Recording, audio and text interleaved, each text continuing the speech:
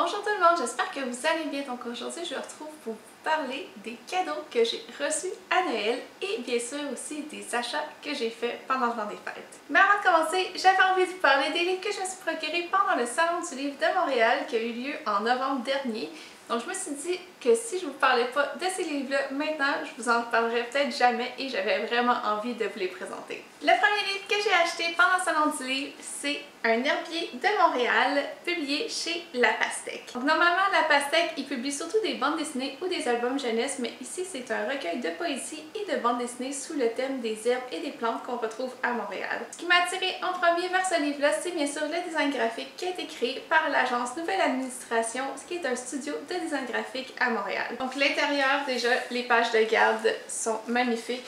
Ils ont utilisé des encres spéciales, bien sûr. Donc à l'intérieur, on a vraiment des illustrations, des bandes dessinées et des encres spéciales dorées et orange fluo qui ont été utilisées, qui rend vraiment le livre magnifique.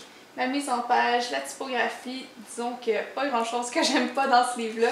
Et puis je trouve que même le rendu est vraiment magnifique. Même, je sais pas si vous allez voir avec la lumière, mais c'est vraiment beau. Donc c'est sûr qu'à chaque fois qu'il y a un salon du livre ou un salon de la bande dessinée, c'est sûr que j'essaie d'aller acheter directement à leur kiosque parce que je sais que comme ça, ils n'ont pas besoin de payer des frais de distribution, même s'il faut qu'ils payent leur kiosque sur place lors de l'événement. Donc je sais que l'argent va directement à eux et je vous encourage à faire de même parce que les petites maisons d'édition québécoises, ils ont vraiment de la misère à survivre et puis ça serait vraiment dommage de les perdre. Donc voilà, j'ai vraiment hâte de me plonger dans ce livre-là. Je vais peut-être me le garder pour l'été, ça va peut-être m'inspirer à faire un herbier en même temps. Et le deuxième livre que je me suis acheté pendant le Salon du livre de Montréal, c'est Histoire pour filles rebelles. Son destin de femme extraordinaire, publié aux éditions Guy Saint-Jean. Ce livre-là, ça fait super longtemps qu'il m'intéresse. J'avais vu sa publication en anglais, mais vraiment quand je l'ai vu au Salon du livre et qui avait été traduit en français, je me suis empressée de l'acheter. Donc ce livre-là m'a vraiment fait penser au livre Les Culottées par Pénélope Bagieux parce qu'on va y parler de femmes qui ont marqué l'histoire. Ici, c'est des femmes qui sont vraiment connues, contrairement aux Culottées qui sont des femmes qu'on n'entend pas beaucoup parler. Et ce que j'aime vraiment dans ce livre-là, c'est qu'à chaque page, on a un illustrateur différent. Et à chaque fois, c'est vraiment magnifique et tellement diversifié. Donc, je pense que ça va être une super belle lecture. En plus, les textes sont assez courts, donc je pense que vraiment ça peut se lire vraiment à chaque soir. Ce que la dame du kiosque des éditions Guy Saint-Jean me disait, c'est que c'est à partir de 5 ans. Donc moi, j'ai ri un petit peu à l'intérieur parce que j'en ai comme 25 de plus et que c'est pour moi et non pour un enfant. Mais je pense que ça peut être super le fun aussi de pouvoir lire avec ses enfants. Donc j'ai vraiment hâte de pouvoir aussi le lire et découvrir en même temps plein d'illustrateurs différents et de destins de femmes extraordinaires. Donc on va passer au cadeau de Noël parce que cette année j'ai été super gâtée, surtout par mon mari qui m'a acheté beaucoup de livres qui me tentaient depuis vraiment longtemps. Je sais pas ce qui s'est passé, je pense qu'il y a eu un méga rabais sur internet parce que j'ai vraiment eu beaucoup de livres pour le budget qu'on s'était alloué. Donc le premier livre qu'il m'a acheté, c'est l'édition collector de A Darker Shade of Magic par V.E. Schwab ou Victoria Schwab. Donc si vous suivez ma chaîne depuis un petit bout, vous savez que c'est une de mes séries préférées et je suis super contente d'avoir l'édition collector. Donc déjà le livre physique est vraiment magnifique parce qu'il est noir au lieu d'être blanc comme la couverture originale. Et en dessous de la jaquette, on a Astraverse, qui est le mot magique qui permet de traverser entre les mondes, de voyager entre les différents Londres. Et à l'intérieur, on a de l'art, du fan art. Donc ici, on a Kiel, on a Lila, on a les jumeaux roi et reine du monde blanc. Ensuite, on a la signature de l'auteur. À la fin, on a d'autres fan art. On a ici Hollande, qui est le magicien ou l'Antari du Londres blanc. On a la pierre du Londres noir et on a ici Kiel et le prince Ride. Et aussi, ce que j'aime énormément de ce livre-là, c'est qu'on a une histoire qui est unique à cette édition-là, qui est rajoutée à la fin. Et aussi, un truc que j'aime énormément, c'est qu'on a un glossaire en Antari et en arnésien.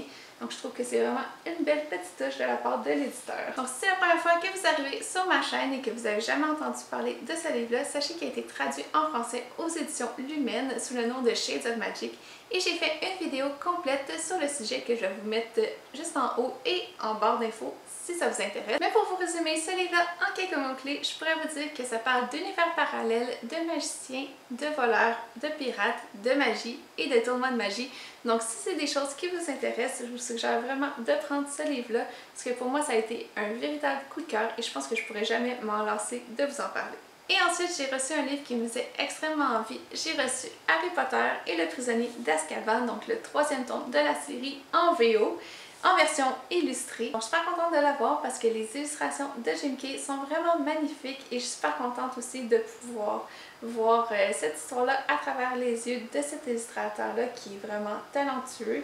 Je peux vous montrer peut-être quelques images, mais juste au début parce que je ne vais pas trop me spoiler. Donc ici, on a un des magasins du chemin de traverse où ils vendent des animaux assez particuliers. Ici, on a Patenron, le chat d'Hermione avec queue de verre, le rat de Ron. Et ici, on a Buck accompagné de plusieurs autres hippogriffes. Vraiment une nouvelle page que je trouve, encore une fois, tout simplement magique et magnifique. Donc comme vous avez vu, c'est vraiment pas des copier-coller des films, c'est vraiment la vision de l'illustrateur qu'on a et je suis super contente de pouvoir l'ajouter à ma collection. J'ai déjà lu les tomes en français, évidemment, quand j'ai grandi. Mais là, de les avoir en VO, en version illustrée, je trouve ça vraiment super parce que je peux vraiment voir la plume de J.K. Rowling. Pour continuer dans les livres illustrés de Harry Potter, j'ai aussi reçu Harry Potter History of Magic en VO et qui reprend plusieurs thèmes qu'on retrouve dans les livres. Donc, je vais juste prendre un instant pour vous montrer qu'est-ce que ça a l'air sans la couverture parce que ça vaut le détour. Donc, à l'intérieur, c'est divisé en plusieurs thèmes. C'est souvent des thèmes qu'on retrouve dans les cours qui sont offerts à Poudlard. Entre autres, on a potions et alchimie, herboristerie. On a aussi astronomie et soins aux créatures magiques, défense contre les forces du mal. Et je vais vous montrer un peu de quoi ça a l'air à l'intérieur parce que oui, il y a beaucoup d'explications sur l'histoire de ces thèmes-là. Mais il y a des super belles illustrations et la mise en page, comment vous dire que c'est vraiment magnifique et puis ça donne vraiment envie d'en savoir plus sur la magie. Bien sûr, il y a des liens qui sont faits avec Harry Potter, mais si vous voulez fouiller un petit peu plus loin que seulement les livres, c'est vraiment le compagnon idéal à mon avis. Et le dernier et non le moindre, j'ai aussi reçu Fantastic Beasts and Where to Find Them par Newt Scamander ou en français par Norbert Dragono, illustré par Olivia Lemenec-Gill. Donc je ne sais pas si je le prononce comme il faut, j'espère pas massacrer son nom. Donc je vais vous montrer de quoi ça a l'air à l'intérieur parce que je trouve que c'est tellement différent de l'univers de Jim Kay, des autres livres illustrés de Harry Potter. Je trouve qu'il y a beaucoup de crayonnés. L'illustratrice travaille aussi souvent sur des fonds colorés, donc en processus inversé. Et je trouve que c'est tellement d'illustrations qui sont riches visuellement, donc j'ai vraiment hâte de replonger dans ce livre-là avec ces illustrations.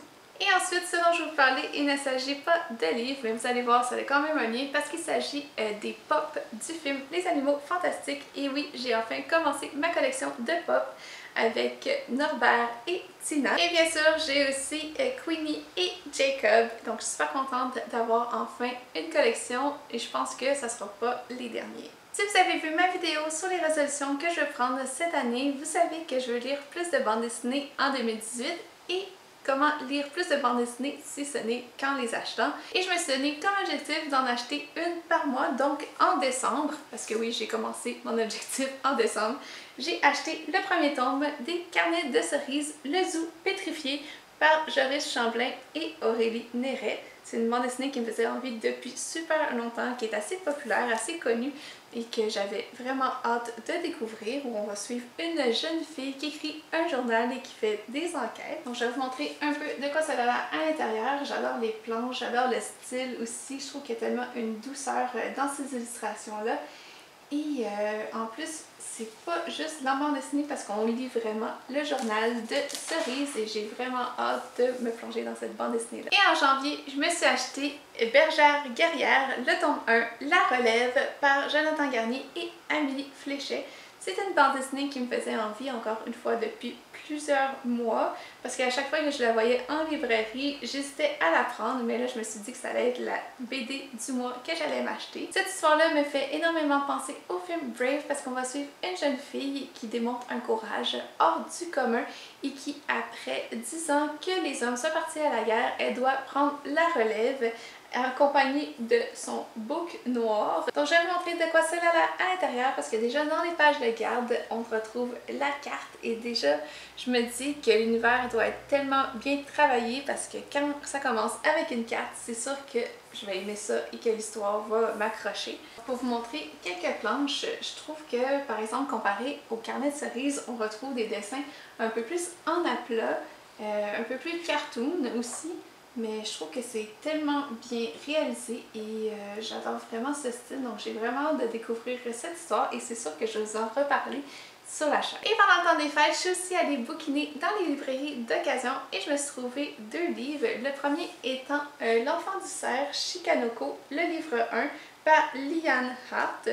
Donc ça, il s'agit du premier livre du prequel du clan des Otori que je n'ai pas lu, mais je vous avouerai que les couvertures m'ont vraiment attirée et ça fait vraiment longtemps qu'ils m'intéressent et j'ai entendu dire qu'on n'avait pas besoin d'avoir lu Le Clan des Otori pour lire cette série-là. Je pense qu'il y a 4 livres dans cette saga et j'ai vraiment demi-plongé parce que je sais que ça se passe dans un Japon médiéval et le Japon c'est vraiment un pays qui me fascine, que ce soit le Japon moderne ou le Japon un peu plus ancien. Je sais aussi que c'est une histoire fantastique, donc déjà je pense que ça a tous les ingrédients pour me plaire et j'ai bien hâte de m'y plonger. Et le dernier livre que j'ai acheté pendant le temps des fêtes, il s'agit de Kaisha de Elisabeth Camillard, le premier tome, L'enfant des trois mondes, publié aux éditions ADA.